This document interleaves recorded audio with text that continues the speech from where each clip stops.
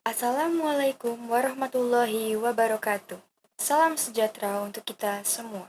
Selamat datang di Koki MP, Komunitas Kajian Ilmu Manajemen Pendidikan yang dibina oleh Bapak Amril Muhammad selaku dosen Prodi Manajemen Pendidikan Universitas Negeri Jakarta. Sebelumnya, perkenalkan nama saya Nur Fatih Amelia dari Prodi Manajemen Pendidikan tahun angkatan 2020B.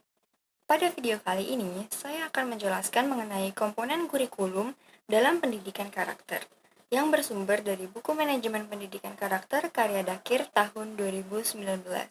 Selamat menyaksikan, semoga bermanfaat bagi teman-teman semua. Jangan lupa untuk di-like dan komen. Terima kasih. Kurikulum pendidikan karakter. Kurikulum sebagai salah satu komponen pendidikan sangat berperan dalam menghantarkan proses belajar kepada tujuan pendidikan yang diharapkan. Untuk itu, kurikulum merupakan kekuatan utama yang mempengaruhi dan membentuk proses pembelajaran. Kesalahan dalam penyusunan kurikulum akan menyebabkan kegagalan suatu pendidikan dan penzoliman terhadap peserta didik. Untuk memenuhi kebutuhan dan penyesuaian dengan kondisi masyarakat, maka penyusunan kurikulum harus melibatkan beberapa pihak yang berkompeten. Perumusan tujuan kurikulum, selain berdasarkan kebutuhan peserta didik dan kebutuhan masyarakat, juga harus berdasarkan kepada bagian-bagian tertentu dalam penyusunan kurikulum.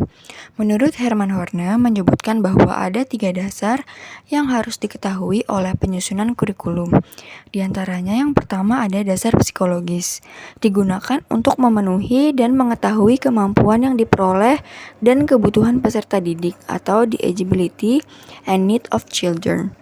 Yang kedua ada dasar sosiologis, digunakan untuk mengetahui tuntutan masyarakat atau the legitimate demands of society terhadap pendidikan. Yang ketiga ada dasar filosofis, digunakan untuk mengetahui nilai yang akan dicapai atau the kind of universe in which we live.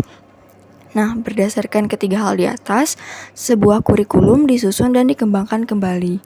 Selain 3 dasar di atas, pada kurikulum pendidikan agama Islam secara spesifik bertujuan untuk menciptakan manusia yang paripurna serta ada usaha-usaha yang dilakukan untuk mentransfer dan menanamkan nilai-nilai agama sebagai titik sentral, tujuan dan proses pendidikan Islam. Dengan demikian, usaha-usaha yang dilakukan untuk mencapai tujuan pendidikan Islam akan dapat dilaksanakan dengan baik, serta tidak mengurangi nilai-nilai Islam dalam penyusunan kurikulum yang dimaksud.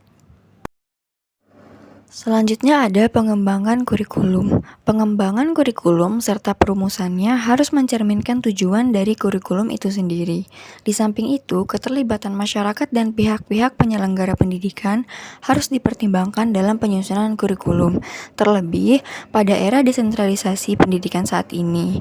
Untuk mencapai tujuan yang telah ditentukan dan memenuhi kebutuhan kurikulum bagi peserta didik dan masyarakat, maka terlebih dahulu kurikulum dirumuskan dan didasarkan kepada beberapa prinsip dalam pengembangan kurikulum. Kurikulum dapat dirumuskan menjadi 4 bagian, yaitu yang pertama ada tujuan yang akan dicapai, yang kedua proses dalam pembelajaran, yang ketiga materi yang akan disampaikan, yang keempat ada evaluasi. Keempat rumusan ini saling keterkaitan antara satu dengan yang lainnya.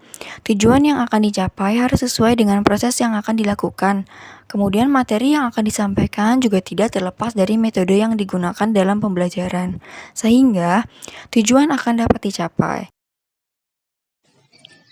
Sekian materi yang dapat saya sampaikan. Apabila terdapat kekurangan dalam penyampaian materi, mohon dimaafkan dan terima kasih sudah menyaksikan. Wassalamualaikum warahmatullahi wabarakatuh.